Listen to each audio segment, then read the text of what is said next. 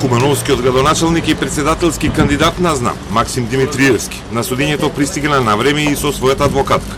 И по кратко време беше прозван да влезе во судницата, за да го заземе местото на обвинителната купа, по обвинение за злоупотреба на службена положба. Во судницата поседе 15 на минути, бидејќи по барање на неговата одбрана. За да се добијат доказите, судењето беше одложено за 30 април, или после првиот изборен круг на кој ќе настапи Димитриевски. Смета дека обвинението по приватна кривична пријава затоа што не потпишал решение за комуналија и поважечки дуп е политичка монтажа од поранешните сопартици, за да го оцрнат пред граѓаните.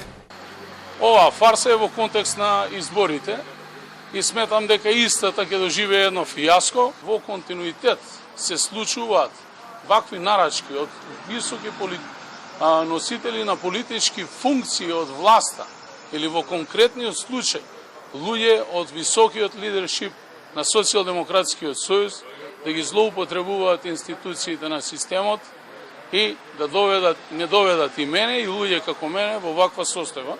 Бизнисмените кои се оштетени со постапките на градоначалникот велат дека тој само глуми жртва и 2 години ги малтретира и ги гази сите закони и судски одлуки. Деталниот урбанистички план е донесен во декември 2021 на негов предлог од истиот совет што е сега.